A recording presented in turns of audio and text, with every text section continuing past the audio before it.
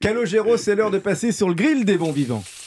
Quel est le plat de votre enfance, Calo? C'est celui-là, c'est celui dont on parlait, les pâtes de ma maman, qui sont le tomate basilic, les pâtes du village Somatino. Que trouve-t-on toujours dans votre frigo?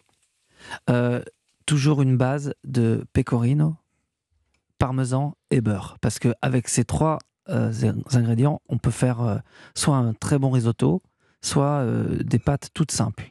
On est d'accord, on peut s'en servir comme condiment même sur une belle viande blanche, hein, Jimmy, Exactement, vous êtes d'accord ça? Juste un morceau de pain grillé et puis après du parmesan cassé comme ça. Il n'y a pas besoin de couteau, juste cassé comme ça. Juste cassé. En rentrant de... C'est bon le parmesan cassé comme ça. Ouais. Comme ça. Et le pecorino est moins connu, mais moi j'ai été vraiment nourri au pecorino. Et au lait de brebis, oui. Et c'est vraiment très très bon. Votre plus beau repas dans le sens inoubliable? Le plus beau repas vraiment de ma vie, c'était à Naples avec mon frère.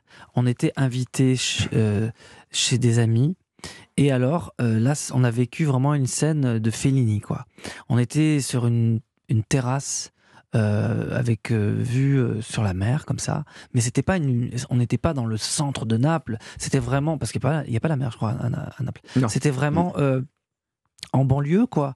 Et du coup, la mama est arrivée, comme si elle rentrait en scène, et elle a servi des pastes al vongole à la tomate, ce que je n'avais jamais goûté, aux tomates cerises. Avec des petites tomates sucrées. Mais en fait, c'était confit. Les tomates étaient vraiment se fondaient en fait à l'huile, et c'était dingue. Alors pareil, petite portion. Les pâtes très al dente, donc dures.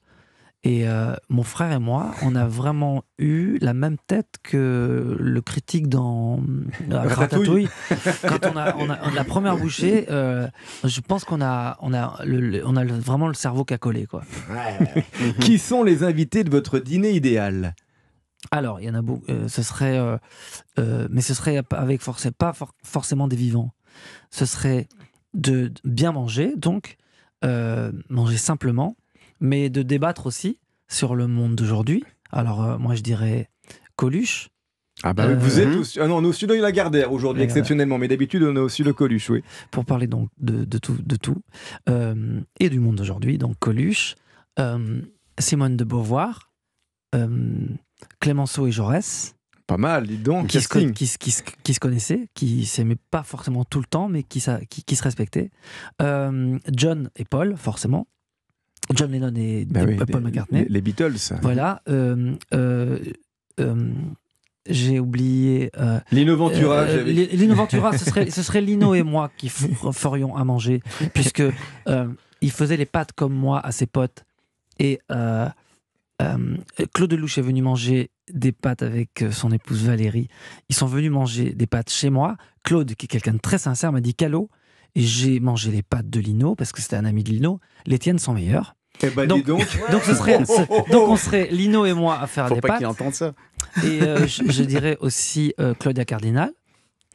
Ça va, on a vu. Écoutez-nous. Là, c'est trop. On veut venir voir. Voilà. Et j'ai dit Simone de Beauvoir, oui, j'ai dit. Oui, vous l'avez dit. Mais je trouverais ça intéressant aussi d'inviter une extraordinaire révolutionnaire de l'époque. J'ai oublié son nom. Louise Michel, voilà. Louise Michel. Parce qu'elle était amie avec Clémenceau. Donc, du coup, ça serait très intéressant. On va déplier les rallonges. Hein. Et pour finir, le mot de la fin, FAIM, Calogero. Alors, le mot de la fin, FAIM, ce qui me donne envie d'aller manger. Par exemple, ce qui me donne envie d'aller manger, c'est d'ailleurs, qui fait partie d'un des plus beaux moments de la vie pour moi, c'est de faire une chanson avant d'aller manger. C'est souvent ce que je fais d'ailleurs. Un peu dans le rush. C'est comme ça que j'ai composé la musique de Cédie, par exemple. On m'appelle, allez viens, oui j'arrive. J'ai un peu de retard et je suis sur le point de composer une mélodie et je la compose, je me l'envoie et je l'écoute sur le trajet dans ma voiture avant d'aller manger. Et si la chanson est bonne, le repas est encore meilleur. Oh là là, alors là, vos albums n'auront plus la même saveur maintenant qu'on sait tout ça. Merci Calogero d'être venu.